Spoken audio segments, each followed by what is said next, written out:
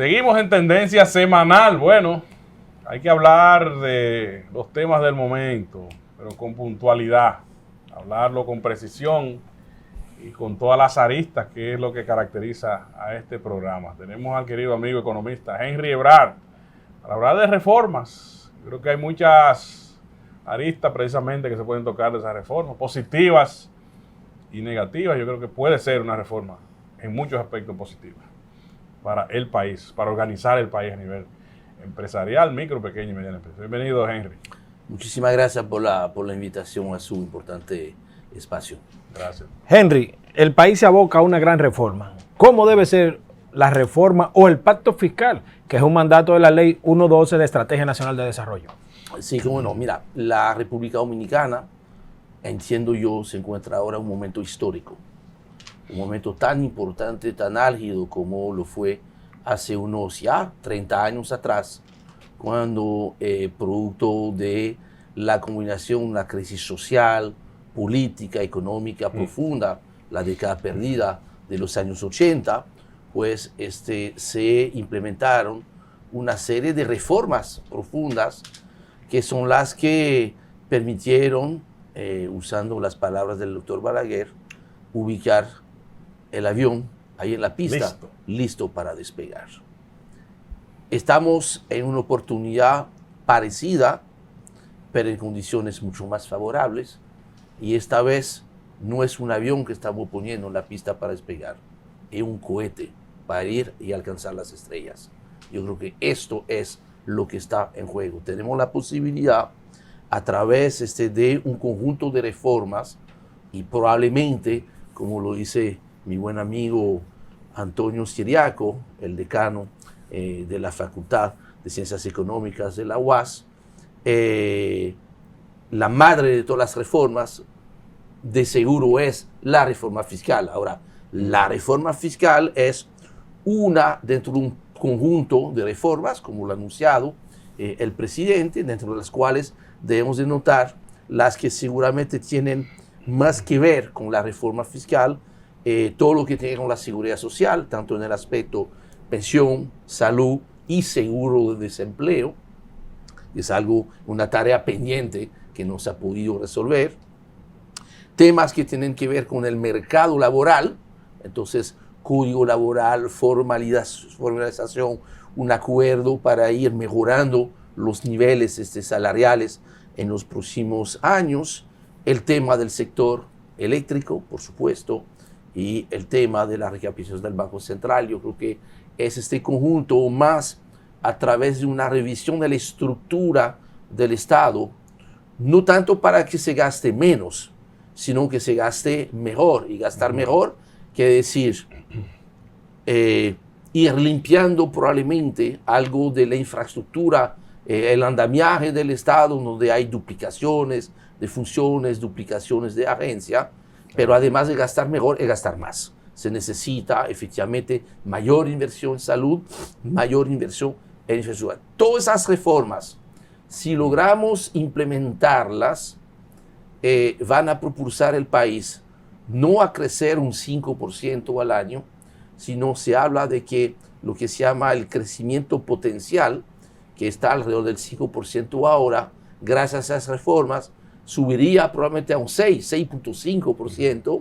pero más importante, de tener un crecimiento que permita duplicar el tamaño de la economía dominicana en los próximos 10 años, es hacer que, además de un crecimiento rápido, tener finalmente, que es la tarea pendiente, tener un crecimiento más incluyente, hacer que efectivamente esta vez todos los dominicanos, que muchos no han podido aprovechar el crecimiento de los pasados 30 años, esta vez sí van a ser parte de esto. Esto no se va a lograr si no se hacen reformas. Por eso yo estoy diciendo, señores, no le tengamos miedo a las reformas. Tengámosle miedo a que no sepamos, no logremos, no aprovechemos el momento para hacer las reformas que el país y la sociedad necesitan. Por ejemplo, Henry, yo creo que podría ser interesante esta reforma para fortalecer sobre todo la pequeña, la micro, pequeña y mediana, porque hay de esos 404,000 micro, MIPYME, micro, pequeña y mediana empresa, la mayoría son micro. más de 300.000 son micro. Entonces el 85% no están formalizadas, dígase, no están registradas en la DGI, no pueden emitir factura con comprobante, no pueden vender grandes proporciones, no pueden participar en licitación del Estado, no pueden vender, no pueden crecer sus fronteras, viven de la informalidad, del chiripeo en la calle. Creo que esta reforma podría facilitar lo de la tributación, la DGI, TCS, monotributo, y formalizar todas esas empresas y crear muchos más empleos. Entiendo que podría ser. Eso, mira, qué bien que esté tocando este tema. Yo creo que es probablemente uno de los pilares más fundamentales de esta reforma en la parte fiscal, pero también en la parte laboral y de seguridad social, porque el tema de la informalidad es transversal. Y efectivamente, antes de pensar en hacer que los que ya están pagando paguen más, tenemos que ver de qué manera cerrar todos los hoyos que tenemos. O sea, la economía dominicana se parece este queso suizo, ¿no? Que está lleno de hoyos, ¿no? Que es más huecos que queso, ¿no? El queso Gruyère o Elemental, cualquiera de los dos. Por ejemplo, en la parte laboral, en el sector privado, actualmente de cada 3 empleos privados, 1 solo es formal. Eso no es aceptable y creo que ahí puede haber un consenso no amplio, unánime, de que deberíamos de buscar como objetivo cambiar esta relación y de que no mañana, eso va a tomar su tiempo, 5, 10 años, de que lleguemos a tener una economía privada donde de cada 3 empleos, 2 sean formales por lo mínimo y nada más 1 informal. 2, este mismo nivel de informalidad tú lo tienes en las recaudaciones. Según los estudios oficiales, se entiende que en el caso del ITEVIS, que el ITEVIS es 1/3 de las recaudaciones del Estado. Es fundamental el ITEVIS. Tú no vas a hacer una reforma sin tocar el tema del ITEVIS. En el caso del ITEVIS, la evasión se calcula en un 43%. ¿Qué quiere decir eso? Que los casi 400.000 millones de pesos que se recauda de ITEVIS son apenas el 57% del monto teórico que se pudiese cobrar de ITEVIS si no hubiese evasión. Ahora bien, 43% hoy habría de ponerse de acuerdo de cuál puede ser un número aceptable de evasión o de incumplimiento, vamos a decir, en el ITEVIS. Y ahí lo que te dice la literatura internacional y regional, de que mira, si fuéramos a bajar hasta el 20%, sería un muy buen logro. Ahora, para bajar de 43 a 20%, te va a tomar de 5 a 10 años. De 5 a 10 años. Ahora, señores, un punto de evasión o de incumplimiento del ITEVIS, eso vale 7.000 millones de pesos. Wow, casi nada. O sea, casi nada. O sea que pretender hacer una reforma sin ver esta situación, sin ponerse un objetivo con cifras de que parte del incremento de recaudación que tú necesitas buscar, si tú no incluyes esto, tú no estás en nada. Y la gente te va a decir, mira, tú me estás tocando más, pero ahí tú no estás tocando, donde ahí hay muchas tuercas sueltas. Lo peor, impuestos sobre la renta. Caso del impuesto sobre la renta, compañías y personas, la inflación no es de un 43%, es un 65%. Ahí hay mucho espacio. Pero seguimos. Sector eléctrico. Las transferencias que debe dedicar este año el Estado a las EDES por todas las situaciones que ni vale la pena nombrarlas, equivale a 86.000 millones de pesos, que son 86.000 millones de pesos, prácticamente el 40% del déficit fiscal que tiene el gobierno. Hacer reformas sin atender, sin incluir dentro de los objetivos numéricos la reducción de las pérdidas de esas transferencias en el sector eléctrico, es no tratar el problema que tenemos. O sea que no todo tiene que venir de solamente incrementar algunos impuestos o las recaudaciones de los impuestos, o sí, hay que incrementar la recaudación de los impuestos, pero no necesariamente o no del todo subiendo tasas, porque hay otras cosas que hacer. Es de ahí que esta reforma, muy correctamente, ustedes la están llamando como es una reforma fiscal, porque fiscal quiere decir que tengo que tocar ingresos, gastos, activos y pasivos del Estado. Henry, pero ¿cómo hacer una reforma fiscal que no sea lesiva a la gente?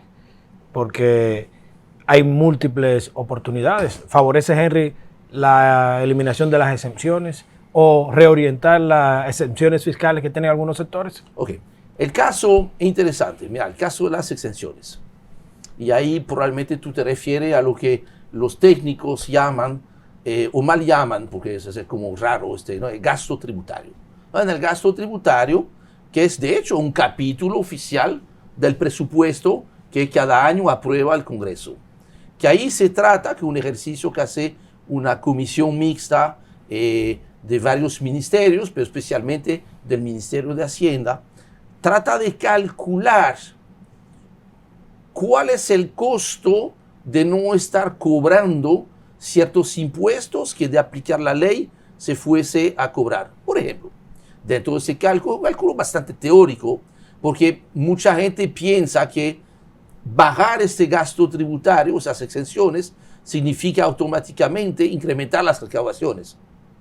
Si fuera eso, le puedo garantizar que no habría gasto tributario hace tiempo, que lo estaríamos eliminando para aumentar las recaudaciones. Por ejemplo, prácticamente la mitad de los 340.000 millones de pesos que representa este gasto tributario, un poquito más del 4% del PIB, lo constituye el ITEVIS, que no se cobra a bienes y servicios, que eso va directamente en beneficio al consumidor final.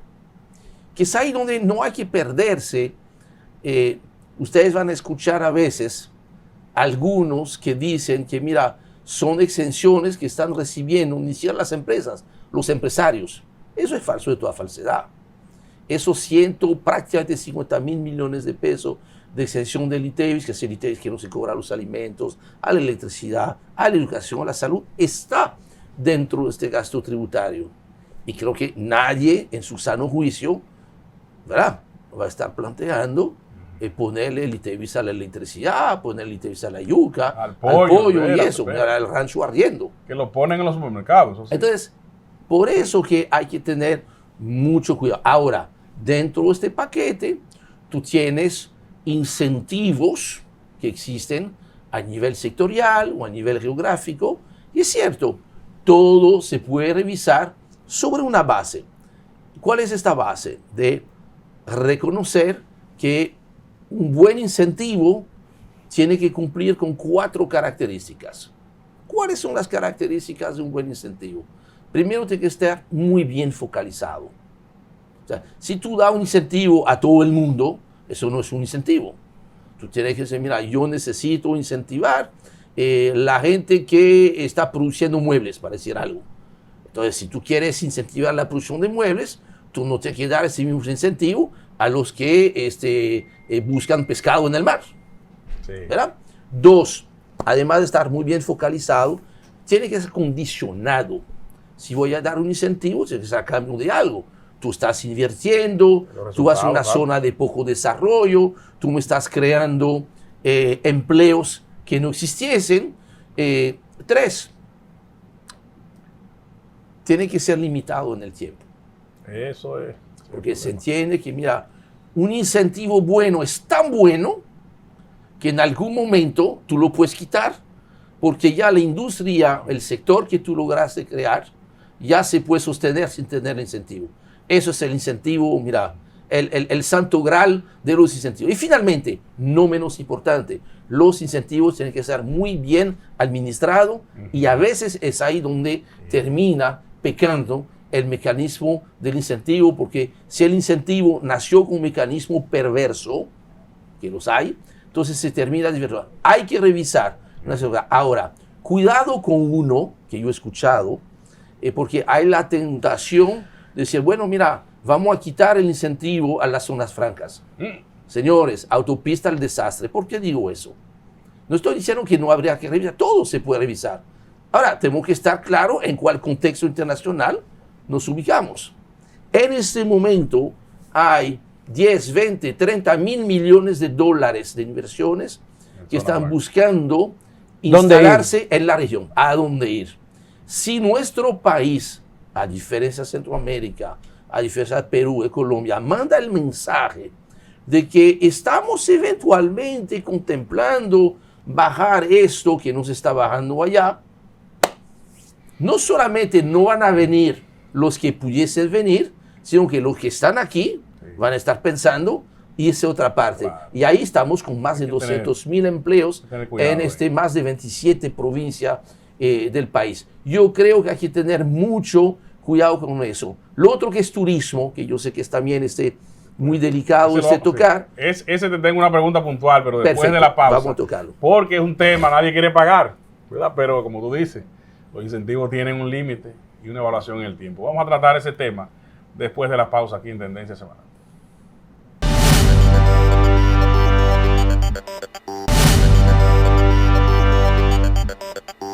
Decíamos en Tendencia Semanal, regresamos, les hablamos del tema de los incentivos en la reforma fiscal, cómo ir pensando en eliminar incentivos. Hay un incentivo de 2001, es el Confotur, 2001. Hay un tema ahí que podría estar en revisión en esta reforma fiscal. Incentivo al área del turismo, que es que no se paga IPI, no se paga impuesto a la transferencia durante un espacio de 15 años para incentivar la creación de hoteles y demás, pero parece que mucha gente se ha aprovechado en esas provincias, como Higüey y demás, y han puesto sus negocios, sus farmacias, que no son precisamente del aspecto de turismo, y por ahí se habla que hay un desvío de evasión de impuestos y demás, y que estaría revisándose ese incentivo al turismo, que es el Confotur.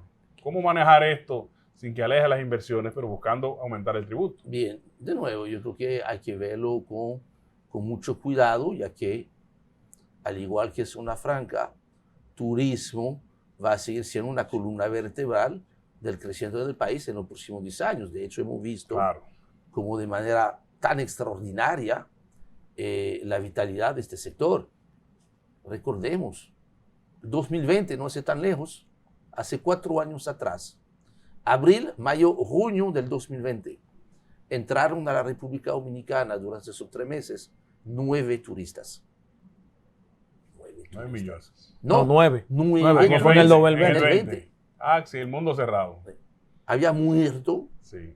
se había apagado, y uno pensaba que esa definitivamente uno de los principales motores de la economía dominicana. Por dicha, se pudo recuperar, y no solamente recuperar, sino que ha crecido tanto a nivel aéreo como el tema de los cruceros. Está en Puerto Plata, extraordinario.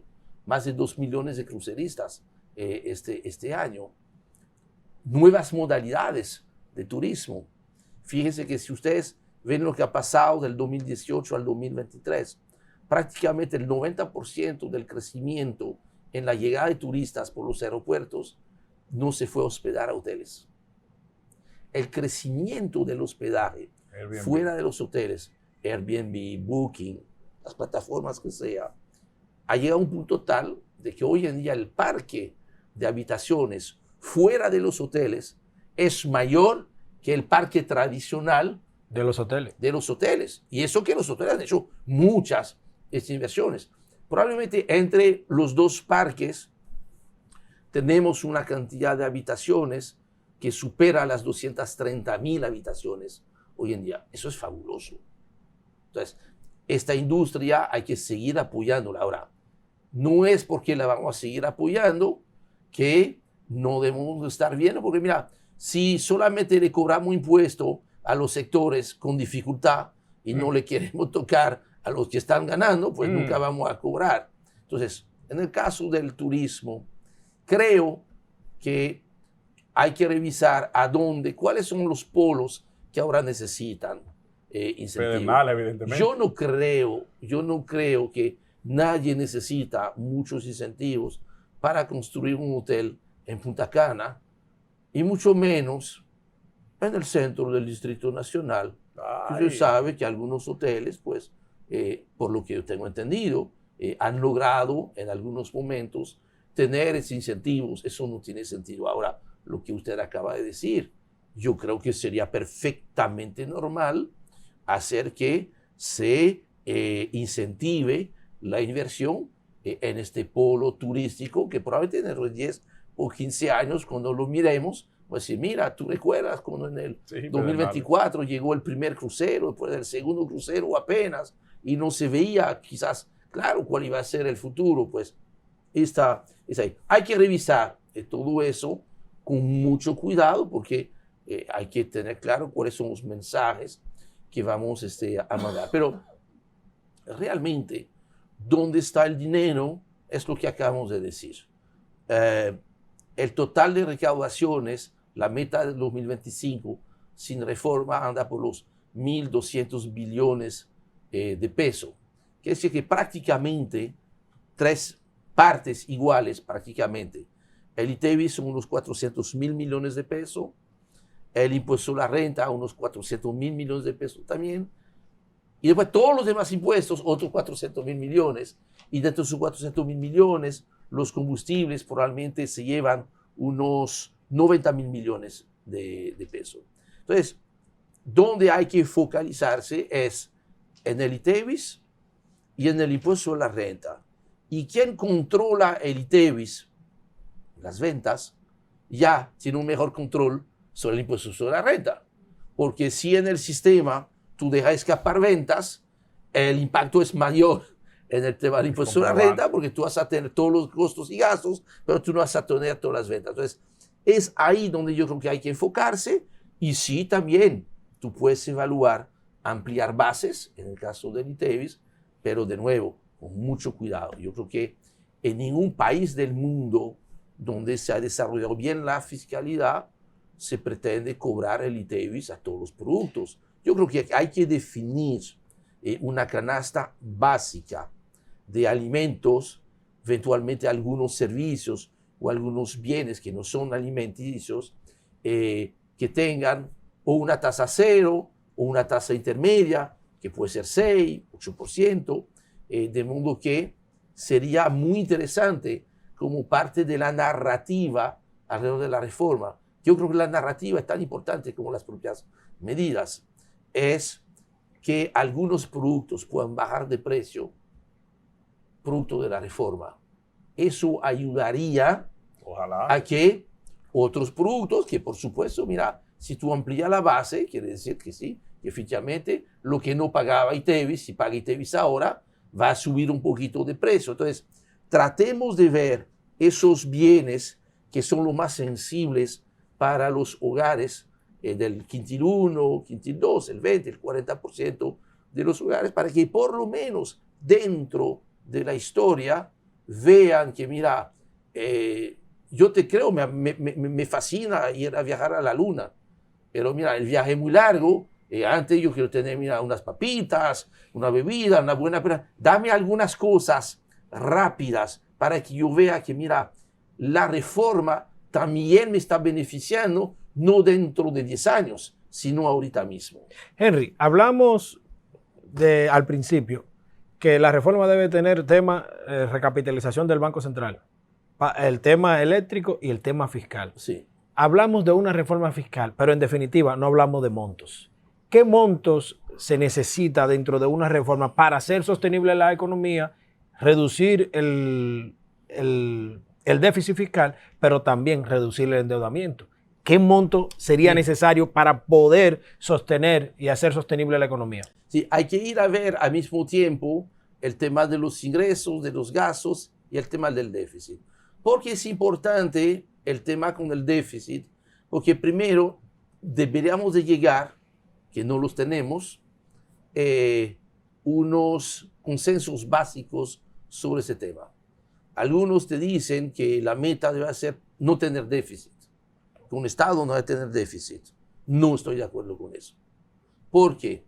Porque además del criterio de equidad horizontal, que si tú le cobras tanto a tal sector, otro sector le va a estar pagando igual, el concepto de que si hay patadas, hay para todos, como dicen en Costa Rica, que la equidad vertical, que es muy importante, que cada quien pague en función de su capacidad contributiva, tal como lo manda la Constitución de la República.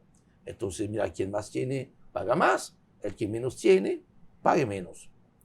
también hay otra equidad que es muy importante para lo que tú dijiste, el sostenimiento del modelo. Es lo que llamo la equidad generacional.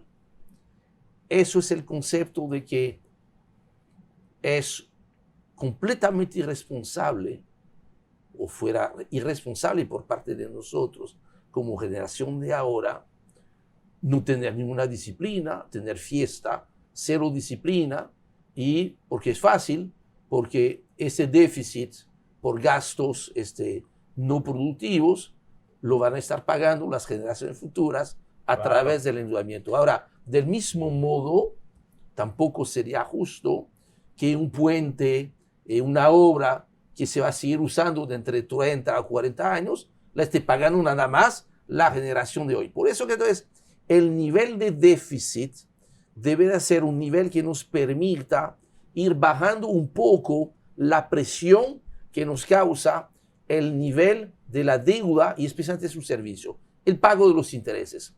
¿Cuál es uno de los principales problemas que resolver? Es que de cada 100 pesos que recibe el Estado de recaudación, 25 pesos se van para el pago de los intereses, nada más. O sea que prácticamente el pago de intereses duplica el presupuesto de salud. Entiendo yo que pudiéramos llegar a un consenso otra vez básico, donde vamos a pensar, mira, vamos a ponernos como objetivo que producto de las reformas sea exactamente lo contrario, que en algún momento el presupuesto de salud sea 2 veces mayor a lo que estamos pagando de intereses. ¿Cómo tú logras esto? Pues primero tú tendrás que pensar, mira, bajar un poco el déficit. Según los cálculos de Hacienda, del MEPI, del Banco Central, el nivel de déficit actual en torno al 3% del PIB, que son unos 220.000 millones de pesos, es un nivel que te permite más o menos estabilizar la deuda y el peso de la deuda. Te sigue subiendo un poquito.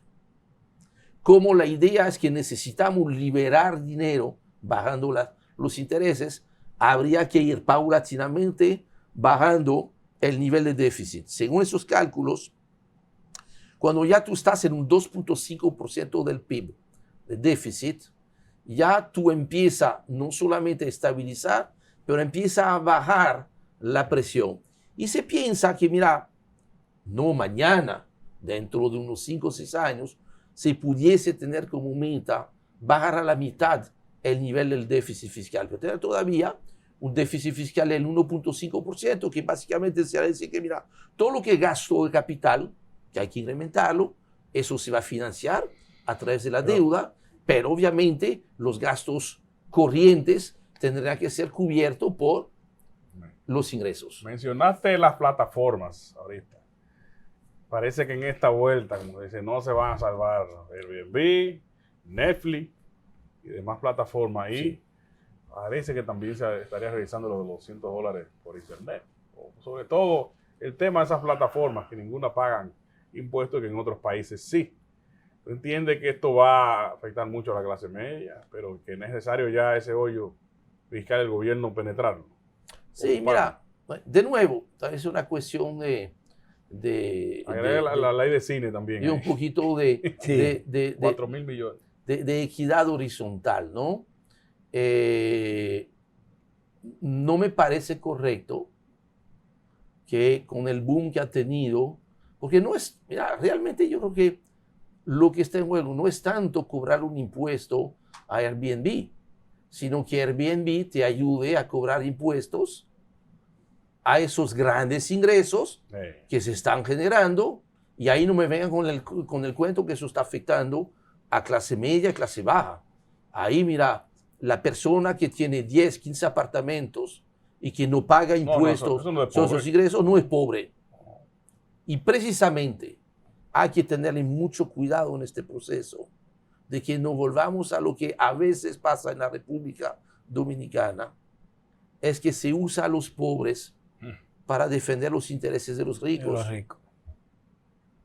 No sé si yo me explico. Claro, claro. No se utilice de mampara, como se dice popularmente, o al pobre como un elemento de subversivo para defender el dinero de los Hay ricos. mucha diferencia con lo de los $200 de internet. Ahí sí hay mucho clase media. Por supuesto, pero ahora Pobre. toma en cuenta de que eso también te está afectando el comercio formal. Lo mismo que, mira, si no se regula, pero ya es más un asunto de regulación, probablemente que de impuestos, pero tú tienes que igualar también el juego con los hoteles, que tienen muchas presiones, certificaciones, auditoría y todo eso. Claro. Nómina, y paguen todo, impuestos no. y nómina, todo. TCS. Luz. De nuevo, es un asunto de igualdad, y yo creo que eso se puede concebir. ¿De qué estamos hablando? Yo he visto circulando algunos estudios por lo que ha pasado en otros países. Probablemente tú estás hablando que cobrar impuesto a la economía digital, ¿verdad? Pudiese recaudar cualquier número entre 0.2 y 0.5% del PIB en algún momento. 1% del PIB este año son 75 mil millones de pesos. La mitad serían unos 35 mil millones. Claro, no inmediatamente en el primer año. Claro. Se toma su tiempo, pero por ahí se pudiese llegar. Eso es uno de los, yo creo que son los pocos nuevos impuestos que debería de tener, y los únicos impuestos a los cuales, aunque no le vaya a gustar a la gente decirlo, pero de nuevo, no nos perdamos, ahí no estamos afectando a los más pobres, es que revisar las escalas del impuesto sobre la renta a las personas Eso sí. y el tema del IPI. Entonces, De la primera y segunda Con vivienda. IPI, con Futur IPI, sí. sí, o sea, aquí estamos diciendo, mira, en el caso del impuesto sobre la renta a las personas físicas, ¿cuál es la realidad? Que hoy en día la gente gana, los salarios son tan bajos que solamente el 20% de los asalariados ganan lo suficiente para tener el privilegio de poder pagar un impuesto sobre la renta. En una fiscalidad de un país ya, que sea el país, la República Dominicana dentro de 10 años, donde ya la gente vive mejor, tiene mejor servicio, todo eso, tú puedes estar llegando a que, mira, el 40 al 50% de los asalariados van a poder pagar impuestos sobre la renta. Estamos lejos de ahí. Eso supone una verdad. Ahora, como tú no puedes estar cobrando a mucha gente porque están ganando poco dinero, y que tú estás ampliando base, que eso sí afecta a todo el mundo, es indispensable que parte de la narrativa también, decirle, mira, está bien, pero entonces la gente que gana más de 200,000, 300,000 pesos, que es el 2 o el 3% de los asalariados, tú le vas a subir la tasa de un 25 a un 30%, que es una tasa normal a nivel internacional. En cambio, en el caso de las empresas, hay un punto fundamental, va a ser modificar el régimen y las tasas y el tema de los anticipos para las empresas micro y pequeñas. Y iniciando también, Sí. caramba. Y iniciando. Es que Henry, no tenemos que ir ya para concluir Ese fue el tema. el programa, porque el tiempo se va rapidísimo. Rápidamente, unos 40 segundos. Ve, Henry, analizando los estudios y los procesos, que existe la voluntad política y la buena voluntad del presidente para lograr las reformas estructurales que necesita la República Dominicana. Ya lo ha mostrado, ya salió en el EA semanal o en la semanal, explicando, y efectivamente entendemos de que dentro de pocas semanas uno se va a dar a conocer primero, tengo entendido, el proyecto de reforma de pequeños cambios a la Constitución, e inmediatamente después estaría entrando, yo me imagino en algún momento en el mes de julio, estaría entrando la propuesta de reforma fiscal, porque obviamente lo ideal sería haberla conocido, discutido, consenso básico, votarla en el Congreso, de modo que eso pueda ser integrado en la elaboración del presupuesto 2025. Mira, tenemos que hacer la reforma o sí, pero lo bueno de esto es que no es como un castigo, no es porque nos hemos portado mal, es porque simplemente tenemos la oportunidad histórica de llevar a la República Dominicana a un nivel muy superior al nivel que tenemos ahora, duplicar el tamaño de la economía dominicana en los próximos 10 años, pero mucho más importante de eso, hacer que este crecimiento realmente sea a favor de mucha gente que hasta el momento no habían recibido los frutos del crecimiento. Eso es lo que está en juego y eso yo creo que es un bonito objetivo. Si no hacemos esto, el crecimiento actual no va a ser sostenible porque en algún momento socialmente no lo va a hacer. Banca de apuestas, casinos, los vicios. Todas esas cosas hay que penalizarlas dentro de una reforma fiscal, un gran pacto fiscal. Que hay gente que está hablando, esto es un mandato de la Ley de Estrategia Nacional de Desarrollo 1-12. O sea, aquí no estamos incumpliendo con la ley ni se está imponiendo una camisa de fuerza. Es un mandato de ley hacer una reforma para reorientar la economía de la República Dominicana. Vamos a agradecer a Henry Ebrard por estar con nosotros, darnos estas pinceladas profundas sobre lo que debe ser un pacto fiscal, que es lo que ordena la Ley de Estrategia Nacional de Desarrollo y que muchos la denominan como una reforma fiscal. No hay que tener miedo. Vamos a apostar a la esperanza. Vamos a apostar a conseguir que el país continúe creciendo. Y como dijo Henry al principio, hoy no es como en 1992, un avión en la pista. Hoy es un cohete que nos pudiera llevar a ver las estrellas de un mejor sendero económico y un mejor futuro para la República Dominicana. Gracias por acompañarnos en esta entrega de Tendencia Semanal. Será hasta la próxima.